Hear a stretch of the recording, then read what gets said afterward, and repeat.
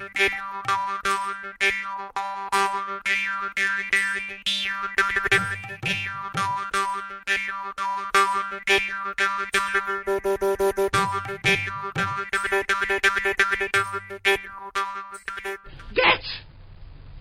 the comfy chair! Welcome to this episode of The Good, the Bad and the Odd. Your host, Michael Sam. Hi, Sam. Hey. Right, so this is our just before Christmas comfy chair, right? So it'll be our last comfy chair of the year. So we got one odd or bad one and four good ones, right? That's our usual pattern. So we're going to be doing that. I did get some feedback about the show. Some of it was about anthology, which I'm going to do on the anthology, but I've got some for here too. So we could either start with that, or we could let's start with that. I'll put out a request for some feedback. Some of it was about anthology because it's a new thing, I think. There was a lot about that, and I'm going to do that separately.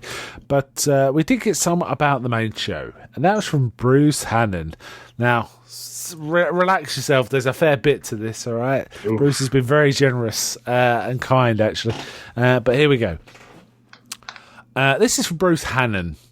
I would like to thank you, Mark and Sam, for all your episodes in the last year. I love The Good, the Bad and the Odd podcast. So much so my wife stated to me recently that I think that you are their biggest fan.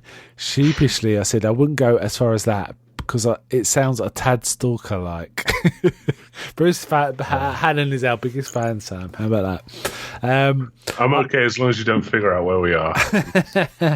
If you don't turn up, that's fine. Okay, I listen to many podcasts and watch YouTube channels that cover movies, pop culture, etc. But I honestly look forward to your new episodes the most. I think it's because you pretty much cover everything I like, from Marvel movies to James Bond. Sam has his gaming and anime manga input, and your views are really down to earth and never opinionated. I think, well, it depends what you mean. If you mean, like, my view's the right one and no others are right, we're not like that, are we? Maybe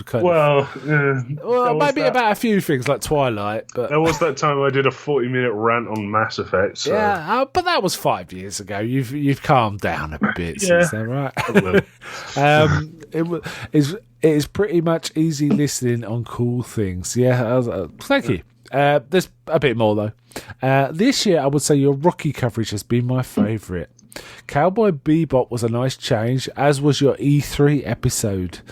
I know the latter was slightly outside your normal remit, but much appreciated. How about that? Of course, I love your Bond and your Stephen King shows, and your anthology discussions recently have been great too. My own personal movie highlight of the year has been Bohemian Rhapsody. No, I haven't seen this. I planned to see that, but I never got round to it. I've heard it's good. It's still on, it's still on. I think it's Rami Malek. Yes, it is Rami Malek from Mr. Robot, right? Mr. Robot. If you ever watched Night in the Museum, he's the Pharaoh from He's that. the Pharaoh, that's right. He looks a bit like a young Brendan Fraser in that, funny enough. Today. Yeah. But yes, I didn't realise that was him, but now you said it, I can see it, definitely. He's also... because I'm in uni, and one of the things I did a write-up on was an analysis of a game called Until Dawn. Yeah. He's in that too. Oh, nice, nice. So Bruce talks a little bit more about this movie. Maybe this will tip you over the edge to go see it, right? He says, I went to the cinema twice to see it. It is truly amazing, uplifting yet sad. Another highlight of the cinema would be Avengers Infinity War. Yeah, I thought that was a great Marvel film, actually. I think it's one of it's in certainly top 5. It may even be top 3 for me. It's one of those ones I think I'm going to enjoy watching over and over. I am certainly planning to watch it at least once, probably twice before Endgame comes out. Now, the Endgame trailer's kind of got me juiced to watch it again, actually. Maybe over Christmas. Endgame is good, but Godzilla. Oof. Oh, yeah, the Godzilla trailer. Yeah, maybe we can talk about that. We'll talk about it. I also really enjoyed your coverage of this and Thor Ragnarok. Yeah, we both like that too. Yeah. I also really enjoyed... Oh, sorry, I'm repeating myself. Anyway, keep up the great work, and I look forward to your comfy chair episode. They've always been great, and I hope Sam has some bizarre anime and games he can enlighten us about. Yes, I do. Here we go. Thanks, Bruce. That's very kind. It's really nice to have feedback like that. It helps. Sometimes even, if you've got suggestions, we'll certainly take them. And maybe we will get around to a Bohemian Rhapsody just for you. We'll see, right? We'll see. I haven't seen it either, so maybe we'll make a point to try and see it just before it disappears from the cinemas, because I think it's probably at least another week, I suspect. Yeah. I know it's definitely on this week because I've seen it in the listings.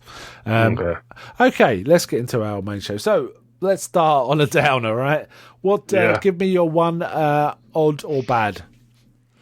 Okay, now Venom came up for digital availability recently. Oh, Venom. Yeah, go ahead. Oh, there's bits of it that are really good. I've heard it's not bad. Yeah, Tom Hardy sort of he's got a good sort of banter with Venom. Is he kind of talking to himself, like Gollum-like? Is that how it is? I'm not. Sort of. It's more like in his head. Like he'll be walking down the street and he'll say his part of the line, but Venom is hidden under his jacket or something, right? Or just in his head, and you'll just hear Venom's voice. So he'll be striding around going okay, you can't eat people. That draws the line there. Venom will go, but we like it. And it's terrifying. If you did that in a Gollum voice, it would be quite right? Yeah. So yeah. Okay, yeah. Venom. So not so good. I kind of want to see it now. No, it was fun, but not good, if you know what I mean. Yeah. Like some of the stuff we watch. It entertained you for the sound of it. Yeah. I mean, that's fine. Entertaining's fine as far as I'm concerned. Standout moments. There's a pretty funny bit where Venom gets detached from Tom Hardy and takes over his girlfriend for a bit, and Venom makes out with Tom Hardy. It's weird. And then a bit later, the girlfriend's Tom Hardy's just sort of so whose idea was the kiss? And she goes, mostly Venom's. Wow. You're making Venom sound like The Mask or something, right? It's got that kind of. It's like that's kind of what he's like. When he's goofy, yeah, he's pretty much The Mask or Deadpool or that sort of thing. Yeah. I mean, we had that PlayStation 1 game where all of his lines were movie quotes. Yeah, it's kind of fun. He'd slam into an arena and go, "Spider-Man, come out and play." Yeah, you're right. I'd forgotten all that, man. Yeah, you go back. Okay, that sounds all right. I think I'm going to try and get to this. I think it's so goofy and fun. Well, people I respect have said, yeah, it was pretty good actually. And I'm thinking, man, I thought it was supposed to stink on ice, but no. Okay, fine. Okay, not bad. The Stan Lee cameo is really good. He just sort of walks up to them in the middle of the street and goes, "The both of you are doing pretty good," and walks off. It's that's probably the most wholesome thing ever. Yeah, nice. Nice. Okay, I'll tell you what. I'll get to my bad stroke odd. This was Fantastic Beasts. Was it The Crimes of Grindelwald or whatever it is? Fantastic Beasts 2. Now, I liked the first one well enough. I thought it was kind of interesting. It was quirky, a bit different. It went places I wasn't expecting, and the places it went I quite liked. I quite like the supporting cast. I'm not a big fan of Eddie Redmayne, I have to say. I find him a bit... I think he always looks like he's about to cry. He's got this pathos about him, hasn't he? That's a bit annoying. Feel sorry for me kind of pathos, But I don't mind him that much. But one of the things I did like about the first film was the rest of the cast. I thought they were pretty solid and not particularly famous. And I think that worked in the favour of the film. It kind of made it interesting. You didn't have any... They flooded the cast with recognisable names. Well, that's the second one. That's not the problem. The second one is almost incomprehensible until right at the end. They just kept dumping characters in. Every few bits there was like a new kind of plot thread introduced, and it was like, who's that? who's that new character we've never seen before doing weird things that we don't know anything about? Yeah. And it kept layering and layering. It felt all build up and no film. Do you know what I mean? It felt like it had Iron Man 2 syndrome. They were kind of busy doing other stuff instead of getting on with it. Or Amazing Spider-Man syndrome. It was kind of that. But it was virtually incomprehensible. It had a cool set piece at the beginning involving an escape that was kind of cool, but it was quite dark. And I remember I was sitting in the cinema, I could barely see it. It was a 2D cinema. And I was thinking, man, in 3D, this must be almost unwatchable because you can't see what's going on. Yeah. But it was okay. But then it got, I don't know what's going on. I really haven't got a Scooby-Doo what's going on here. And a lot of the characters and the way they were written in the first film, which made them likeable, they became not parodies of themselves, but kind of very terse versions of themselves. So you didn't see much character. The proper term for that is, I think it's Flanderized. Is that the term? Yeah. It's like, if you watch the early seasons of Simpsons, Flanders is just like a good neighbor who, like, you see in church. Yeah. If you watch the recent stuff, he's like complete Bible-thumping, God-fearing, all sorts of stuff. That's what it's... Well, they've certainly... It feels like some of the characters have blanded down quite a bit. And basically, they're not given enough room, the characters we kind of know, to fill in for all these other characters we don't really know that kind of come in. And I really didn't enjoy it. It kind of started to make sense by the end, just about. But it wasn't enjoyable. It wasn't. It hasn't got a patch on any of the Harry Potter films I've seen. Only seen the first 4, but it's nowhere near as good as that. But then again, I didn't think the first one was as good as the 4 Harry Potter films I've seen. Either. I thought they were okay. I thought it was on a par at least, whereas this second one was like really dodgy in terms of plotting and stuff. And it was like a bit tiresome, frankly. There was a couple of bits I really liked. They kind of bring it. You could kind of see the bad guy. What's his name? Griswold. Grindelwald. That's it. Was evoking certain historical things to come to try and get people to see his point of view, which I thought was interesting. I did think that was it. But that was in the finale, which was the only, for me, coherent part of it, apart from the very first scene. So bad. 1 out of 5 I gave it. That's why I didn't like it. Right. Okay, let's start our good stuff. Right, you first. Okay, so now on December 7th, I believe it was, a game came out that's been in the runnings and finally convinced me to buy a Switch. Okay. Now, I didn't actually play this on my own Switch because that's going to be a Christmas thing. Yeah. But what I did get the opportunity was, because all my friends came around and they pretty much all got it, they sort of handed me another controller and I got to play Super Smash Brothers Ultimate. Nice. Oh, this is such a good game. It's a multiplayer game or single player? Yeah, you can play it single player. So, is it a race or am I dreaming? No, it's a fighting game. Oh, but it's a spectacle fighting game. So instead of like wearing down someone's life, you got to punch them off the screen. Nice. You get combinations of characters, like you got your Mario characters, Donkey Kong. Yeah, that makes sense. Then Zelda, that's a bit more like adult. It's a bit more serious, that one. Then there's the likes of Metroid, which is literally based on aliens. Nice. And then they've, in the most recent one, they've added Bayonetta, which is about a witch her fighting style is based around stripper moves. So yeah, she kind of does almost like pole dance moves, doesn't she? Yeah. But in the air. But yeah, it's just about, I think the roster is like 65 characters. Wow. And of course it can expand, can't it? Right? Yeah, they've already announced one. Like, we were staying up on the 7th to watch these things called the Video Game Awards, which was awesome. They announced some pretty good stuff. But the thing they announced out of nowhere was a Persona 5 character, which was, for the longest time, PlayStation Series exclusive, is going to be in Smash. That's cool. So everyone's just sort of like, this has completely blown every prediction out of the water. No one, it could now literally be anyone. That's really cool. Like, everyone's so excited for it. Nice. Switchy seems to be growing and growing to me. It's not like, it's such a good console. sorry, go on. I got, like I say, I got a chance to play with it some more while my friends were about, and it's just so convenient. Like, if someone wanted to watch something on the telly, it's like, okay, just pull the Switch out and start playing. whack controls on the side, you can play. So you've just got your own console. Yeah, there's literally no change between them. You can just pull it out and it will stay how it was. That's cool. Yeah, a friend of mine at work has got one, and he plays it on the train. Yeah, a bunch of my friends, when they're traveling, they do that too.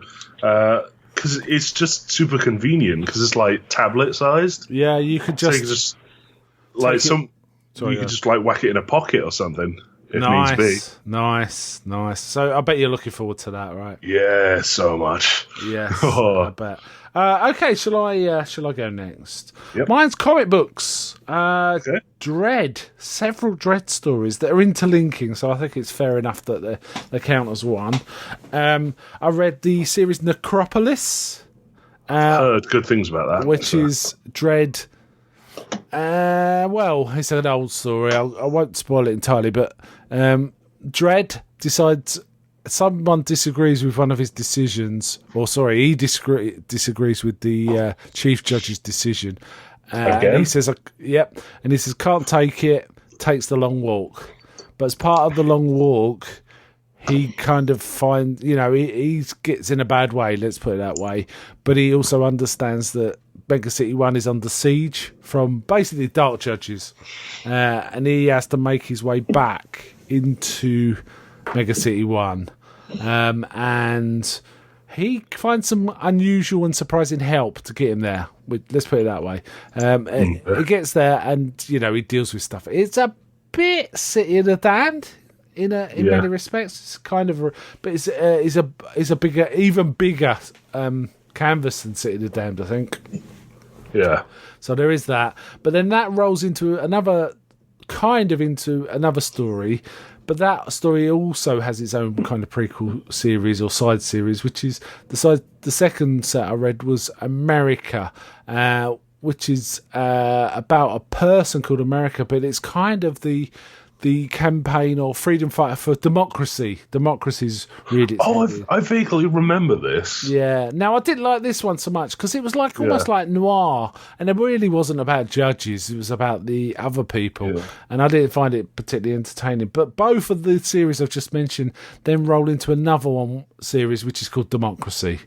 It's basically democracy. Citizens are starting to campaign in democracy, and the judges do not like it. They said we tried that, didn't work. Booth, the last president, Booth showed how that works out, and stuff like that. But there's these campaigns. It reminds me, they could literally just go and pick up Booth because they found him. Yeah, they did actually. Yeah, they did find him. You're right. But the Booth was found alive and well in the Cursed Earth adventure, wasn't it? Yeah. Robot vampires. Well, sorry, he wasn't found alive, but they revived him. He was found in cryogenic stasis, and he had robot vampires with lisps, if I remember correctly. Yeah, they all had a single consciousness as well. Anyway, so Democracy is about the citizens after Necropolis kind of feeling, can we rely on the judges? The judges were working against us because a lot of the judges sort of turn and become subservient to the dark judges. In fact, almost all of the ones that survived did. See, so when Dredd comes back and saves them all these judges are kind of... It's a bit like, I don't know, ex-Nazis or something. It's that kind of vibe, All these judges aren't well considered, but they're the only ones in charge. Apart from Dredd. Dredd's the only one. And some of the help he found out in the Cursed Earth and came back with him as well. But everyone else is kind of under a pull, except Dredd. So Dredd's kind of saying, this democracy thing, we've got to sort it out. And Dredd has an amazing way of sorting it out. He says, we'll give them a referendum. Oh, no. And all the judges say, we can't, there was no way they're doing that. And he kind of walks up to the chief judges and says, you worked for the dark judges when I wasn't here. I was the only one who stood up to them. You got no more authority anymore. It's my decision. we're having a referendum, and they're like, yeah, okay. Oh God! So it's kind of like that, and it's kind of a cool one. The original, some of the lead up stories about, you see the judges deliberately not planting evidence, but digging up as much dirt as they can to get about certain people.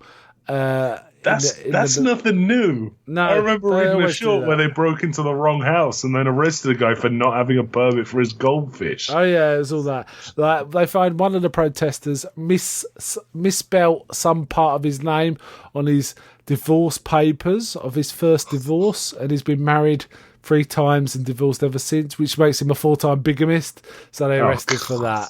Things like that, right? And another one, they take him for questioning, but he's an old fella, and they keep him up for 2 nights solid and let him out just before the march starts. It's really horrible, dodgy stuff, but the judges do that. But in the end, Dredd's like, I trust the citizens.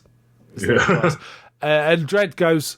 And they're going, right, what's your slogan? You know, what's your case, Dredd, for maintaining judges? He goes, I uphold the law, I'm harsh but fair, and you always know I will do what I have to uphold the law. And he looks in the camera as he's saying it. So it's like saying, we're doing it my way if you vote for me, all right? That's what he's saying. So they know clearly what they're getting. It's kind of an interesting story. I rather enjoyed it. I could. Sorry. I'm just looking at the Necropolis Wikipedia page, and I just spotted the under editors. It has Tharg listed. Yeah, Tharg. Yeah. Good 3 stories that kind of go together. America, I could take or leave by far, but Necropolis was interesting. But Democracy was the most interesting of the 3. Yeah. So great stories. I am continuing my Dredd adventures. I'm really hammering through 3 lots of comics at the minute. The Asterix comics, I'm just reading those again. The Dredd epics, I'm reading the ones I have never read before. So that's kind of cool. And I'm also walking through the Walking Dead comic books, but I'm not. Or maybe I'll talk about the Walking Dead next time we do a comfy chair, but we'll see. Yeah. So Dredd, great. There you go. It's back to you. Okay, now I've been back on Black Friday. I bought Dragon Age Inquisition for a tenner. It's like 40 quid worth of content. Oh, nice! And the whole thing was a tenner. Now I've been playing it for kind of on and off. I got it from now that I have enough storage to like run everything. And I've been playing it on and off, and then the Video Game Awards happened. Teaser for Dragon Age 4, and I was like, okay, I'm completely back in on Inquisition now, and I've just been playing it non-stop. Nice. Much. Yeah, PC, right? PC. Yeah. Well, it's on. I haven't PS4 already, but I got it on PC anyway because I think I'm going to get Dragon Age 4 on PC when it comes out. Oh, nice. Nice. Okay, nice one. Yeah, good game. I always like Dragon. A lot of people moan a bit about Dragon. It's a bit plodding, but I really like Dragon Age stuff. Yeah, I think you'd like this Inquisition because it's much more like open world, and there's a lot of like gathering stuff. Yeah, it's interesting. There's been some great open world games, but I tend to like the ones no one else likes. I'm a big fan of Kingdoms of Amalur, for example. Yeah. And that never really sold that well, did it? I don't think, compared to some of the others. But, yeah, cool. Good game. Okay, back to me then. Yep. Got a board game. It's an interesting one. It's called Clank, but with a question mark. Clank.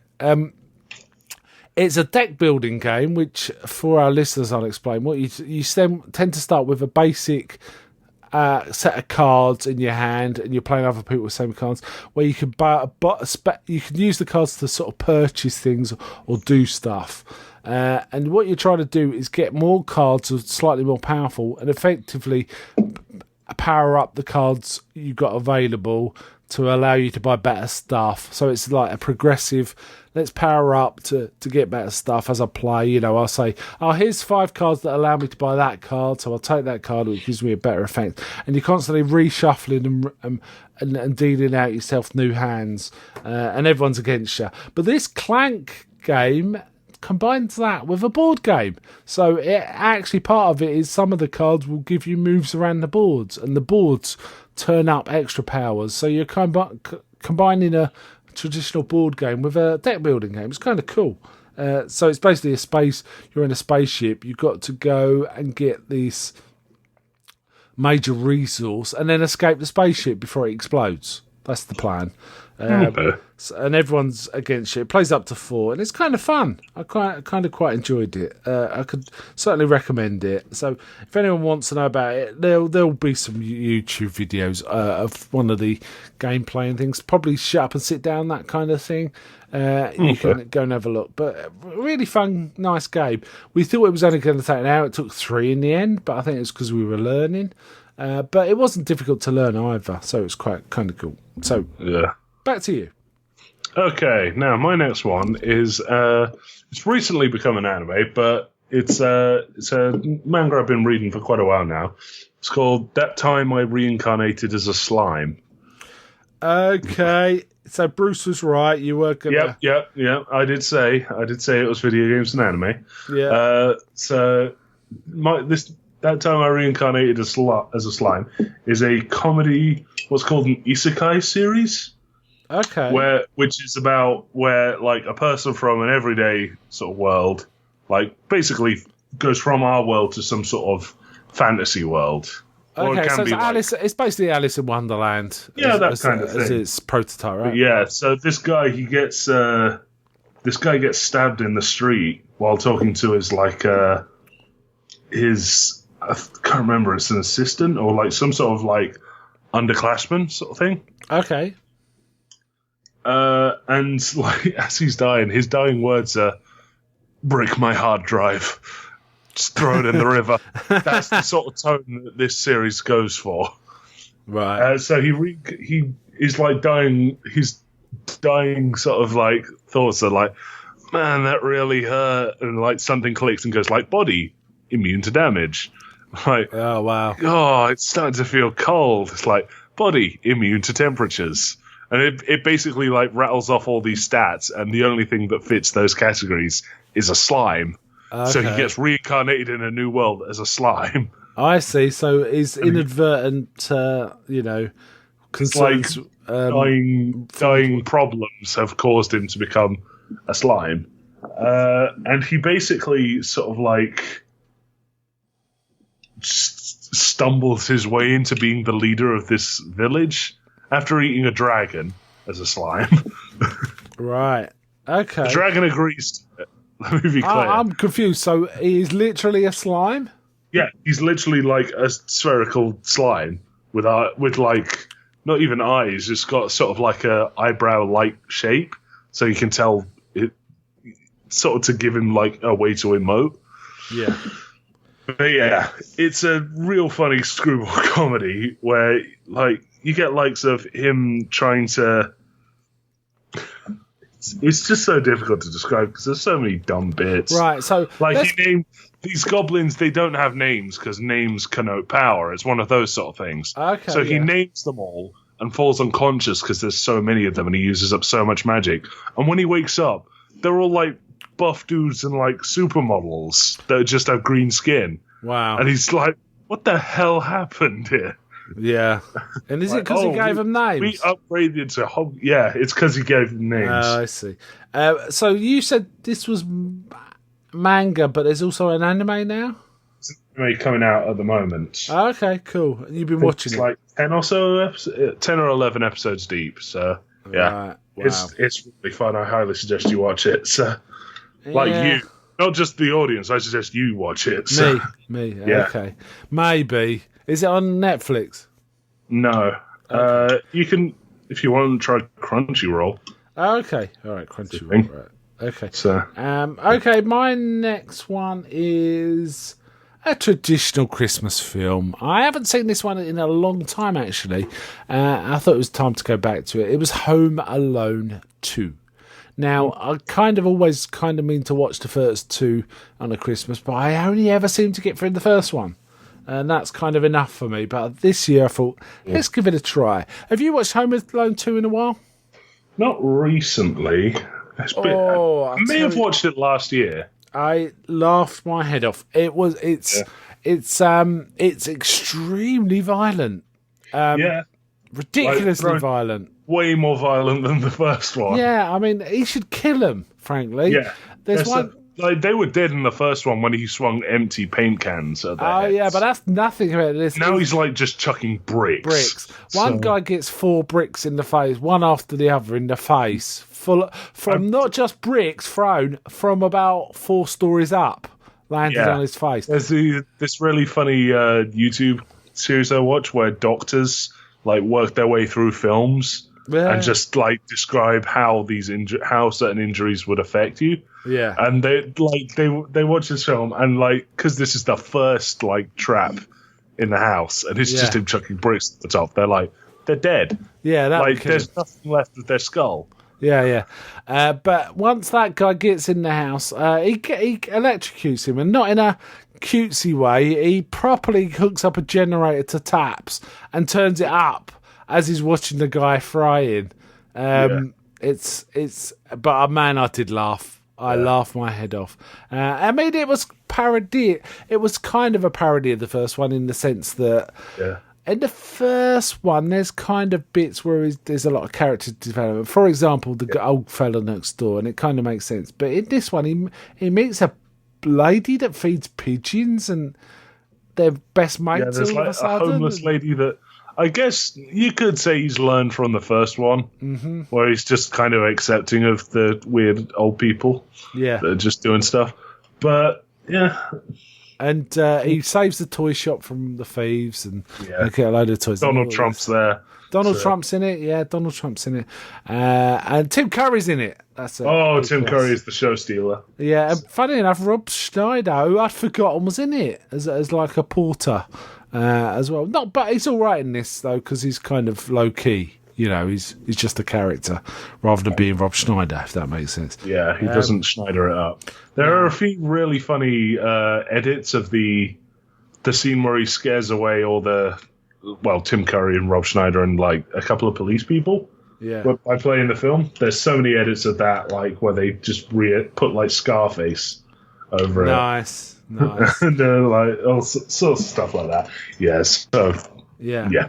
I kind of I mean, it was much more broad, or certainly certain scenes were much more broad than the first one, but it was funny and I did laugh a lot, so I was glad I rewatched it. So back to you. Okay, now my last thing is Quadruple S Gridman. Another anime you might be able to tell. I can't remember off the top of my head what the Quadruple S stands for. It's something like Super Space Samurai or something like that. It's an anime. S Gridman, blimey. Yeah. Superhuman Samurai Cyber Squad. Cyber's with a C. With an S. Yeah. It's spelled SYBER Squad. Okay. Okay, so it's a mecha series based on an old Tokatsu live action thing. So rubber suit giant monster thing. Yeah. But it's also kind of a sequel. It's weird. Okay, so this amnesiac kid wakes up and he has no idea what's going on. He doesn't know where he is. He doesn't know who people are. He wakes up on this girl's sofa, and she kind of knows who he is. But as he goes outside, he notices there's 3 giant monsters just stood in the middle of the city. Right. Not doing anything, just stood there. And he freaks out, but no one else can see them. Yeah. And as he's wandering around, he's noticing in reflections, there's this weird, robot-looking guy. And eventually it comes out, these giant monsters start appearing. And he can turn into this superhero called Gridman. Yeah. Okay, that sounds cool. So what? Yeah, sorry, go on. The USP of this, the unique selling point, is that all of the giant stuff looks like it could have been made live action. So, all the giant monsters all look like they could be suits. They've all got, giant wavy heads. And like, there's even a pretty funny bit where there's one with two tentacles, and you can see where the quote unquote suit actor's arm would bend because it like goes out of line up, and then it's wavy tentacle. So yeah, it's really inventive like that. Okay, so I just want to be absolutely clear. This is live action. No, this is. Oh, I was confused because it was based on a live. It's based on an old live action. Yeah. Okay. All the giant monster stuff is animated in such a way that it like confines itself to the rules of live action stuff. So like, if he needs to teleport, he jumps off screen and like there's a glow sort of thing. Yeah. Okay. Yeah. It's really fun, and it's really like it. As you get further in, it gets really like just super creative with less of the giant monster stuff and more like investigative stuff, figuring out what's going on. Okay. So yeah, I highly recommend it. I'm not saying more because I don't want to spoil anything. Fair dues. So watch it. Okay. That sounds cool. Right, my last one is Doctor Who. The whole series is now finished. There is a New Year's Day special, but in fact, the entire sort of run. I'm just trying to work out how many there are. Hold on.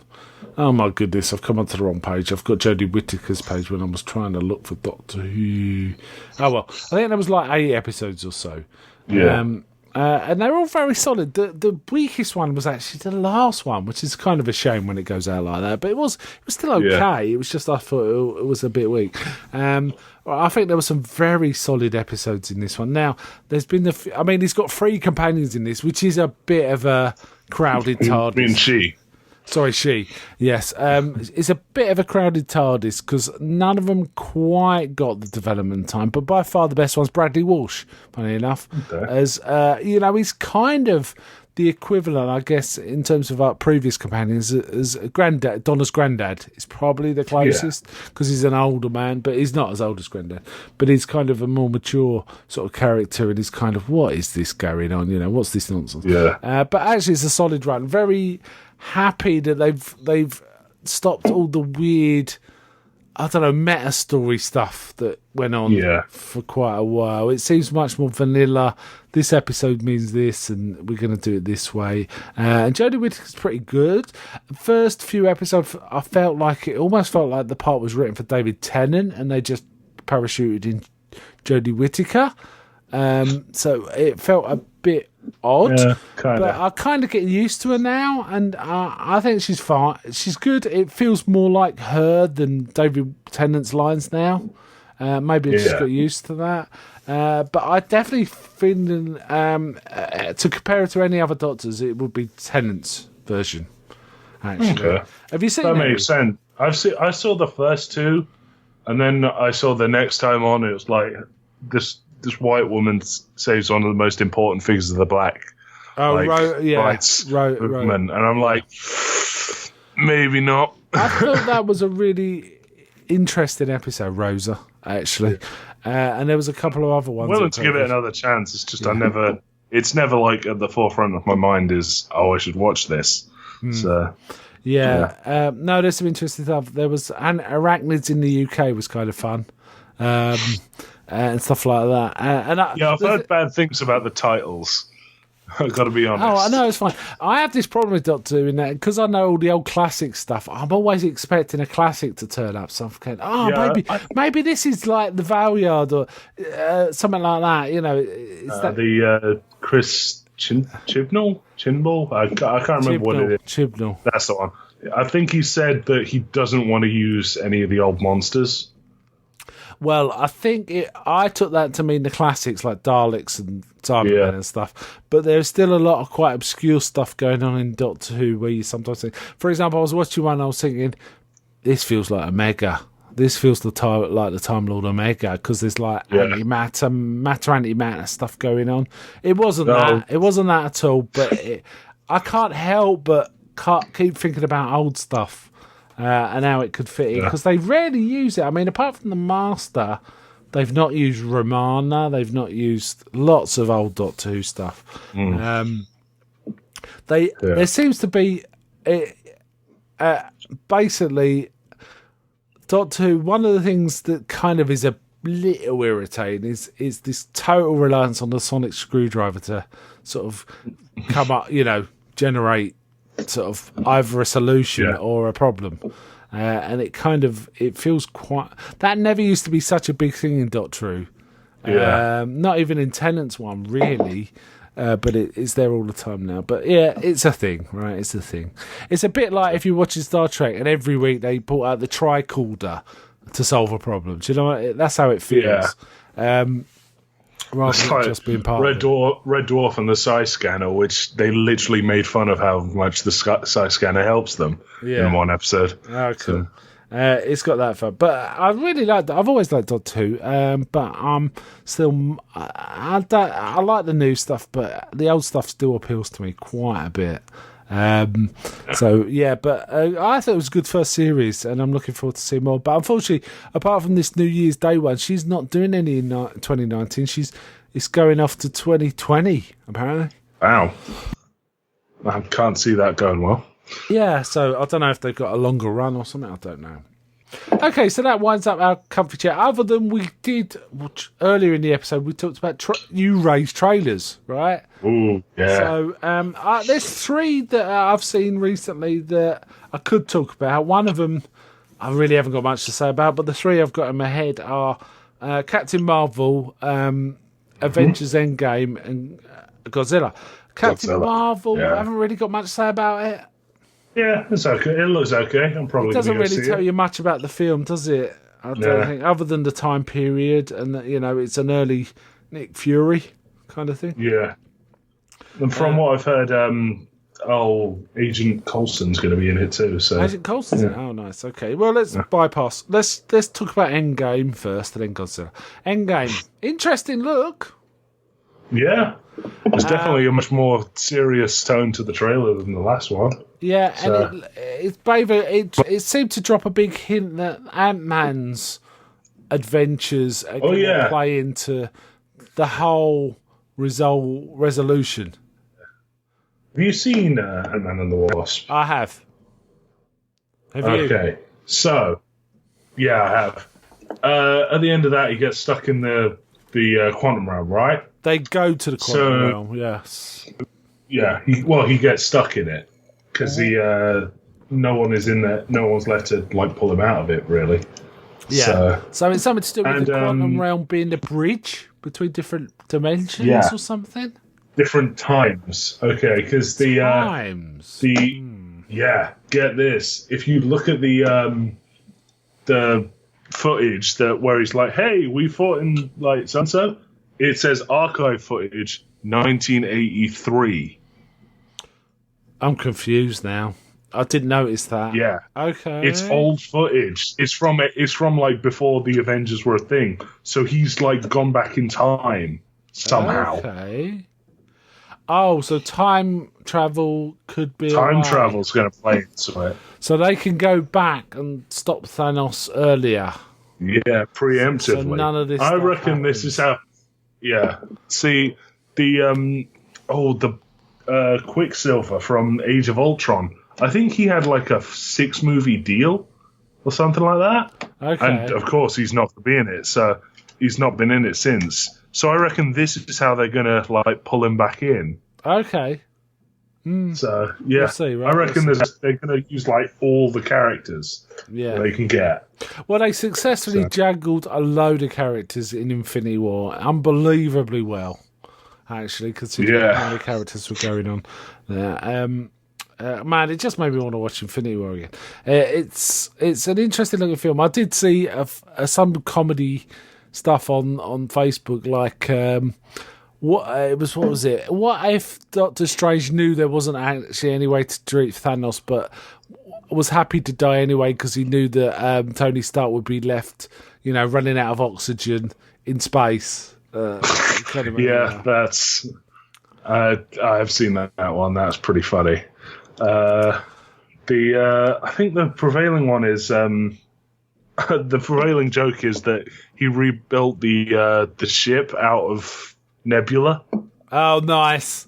like because Nice, Nebula was stuck on the there, planet with right, him. Yeah. Yeah, Good point, yeah. But also, we got to remember things like the Valkyrie and the Rock guy went off on their own, so they're flying around in space somewhere. yeah, they're not confirmed yet. They're not confirmed as to. I don't think they're confirmed as to whether they survived the snap or not.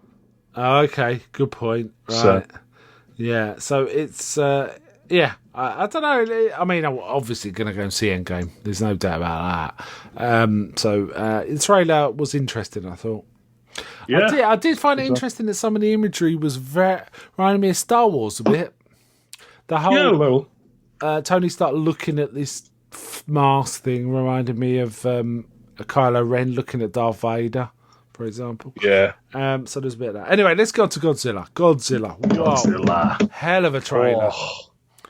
One of the best trailers I've seen in a long time. I just hope the film can live up to that. Well, according to like everyone that's already seen it, it very much does. So That would make it, for me, probably a classic out the box, yeah, actually. like they've shown 4 giant monsters of this trailer. They're showing Godzilla, Rodan, Mothra, and King Ghidorah. Yeah. But the director has said there's going to be a bunch of others hinted at or shown throughout, including new monsters. Okay, So, well, those are the big ones, aren't they? I mean, Kong is probably the other one. yeah, Kong's probably going to get a hint in this. Yeah. Kong's the next one, though, right? Yeah, Kong versus Godzilla is the next film, as Yeah. far as we know. Yeah, that's But there's implication, like in the trailer, there's a bit where we see like a mountain start moving, and I think that might be Anguirus. There's a bit where we see like insect legs coming out of the ground, and that might be Kumonga. There's just so many variables. Yeah, what we need And there's a bit where I think we can see Burning Godzilla from like that one film where his body goes nuclear. Okay. So are we going to Yeah. see? Are we going to see Mechagodzilla? Probably not. Oh dear. What about the smog monster? That could be a good one. It could work, right? Especially with Yeah. pollution still in the news and stuff like that, right? What was his name? Hedorah, wasn't it? Hedorah. Dora, yeah. Yeah, but I mean, You I'm might get to see the legendary Godzilla fight flying. So yeah. Well, they certainly in the trailer hinted at this whole. Some of them are protectors and some of them are destroyers. and we don't know which is which. No, traditionally it's Godzilla and Mothra. Godzilla, Mothra. Rodan's been kind of toes the line as destroyer. Yeah, And Anguirus generally sticks with Godzilla. yeah. But King there's a Ghidorah bunch is of other definitely a destroyer. King Ghidorah is always a destroyer. Now, whoever's running it, they've started an alternate reality game for it called Monarch Sciences, and it's basically a Godzilla tracker. You can see where he's like swimming about. Okay. Generally close courses, and generally whenever he hits land, there's been a trailer. Okay. So, and there's stuff like, because in the trailers we see that Ghidorah is frozen in the Antarctic. Well, in the ARG, his temperature is slowly rising. So, and there's stuff like that. But one of the things we also see is it's got some like slightly edited just scenery pictures with like little comments on them. And there's stuff like, there's God rays coming off of this out of the sky here, which is a Mothra thing. Yeah. And it goes, but from which god? Now, within the lore of Godzilla, there's like a bunch of gods, so that just raises so many questions. Yeah. I mean, I'm looking forward to this film. I'm so excited. Release date in America is May. Yeah. So probably they June. moved it. No, I think it got moved forward, actually. That's it. Well, I'm looking at the pages now, and they both say May. But yeah, if you've seen the last trailer, that was more about the glory of like the monsters, how like they can be beautiful or terrifying. This is basically just You know that dude in all the wrestling films where he's just like, let's get ready to rumble. Yeah, that dude. Yeah. It's that. Yeah, yeah. This is a big old fight. We need no moody, what's going on here stuff. We want to get on with it. I need to go back and watch Godzilla. I liked it well enough, but it did take a long time for stuff to happen. When it did happen, it was kind of awesome. But this trailer's making it look like it's much more actiony this time, which is good. We also see a lot of action from the new monsters. Yes. Instead of focusing on Godzilla.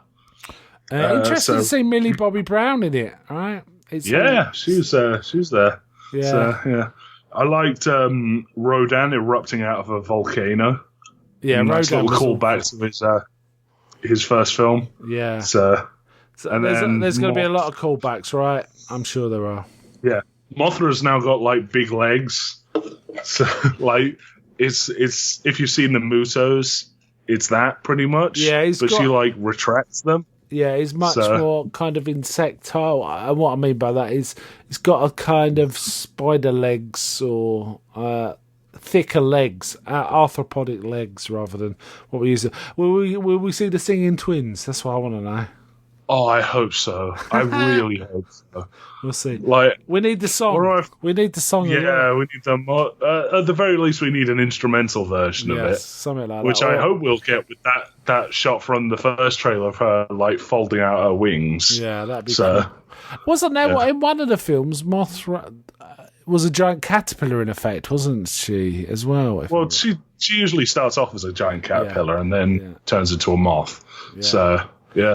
I wonder if King Ghidorah be controlled by an alien race or what. We'll see, right? Maybe. There wasn't a hint of that in the trailer, was there? It was all very earthly. No, it's just this guy's an asshole, so. Yeah. Though we did see something which looked kind of like... in Destroy All Monsters from like the 60s, there was a quote-unquote monster that turned out to be just a UFO going really fast called the Fire Dragon. Yeah. There was an effect in this that looked just like that. Yeah, but it could have been a tribute rather than a real thing, right? Yeah. Plot thing, right? Also, there was a Super X from the second run of Godzilla's. The giant, like, flying ships. We saw one of them, like, hovering in front of Rodan. Yeah. It, like, turns and flies away. I missed that. I don't remember that in the trailer. It, like, looks like a giant... Yeah, it's in the trailer. It's like a giant stealth bomber looking thing. Okay, that sounds pretty cool. Looking forward to this. Apparently, the release date is May 2019. And the King Kong vs. Godzilla is May 2020. Next year, so... Yeah. So we got 2 in a row. So that'd be cool, right? So really cool. Okay, let's wind it up. So let's say Merry Christmas to all our listeners. How about that? Okay. Merry Christmas, all of you. Okay. We will be recording some stuff, right? I'm sure.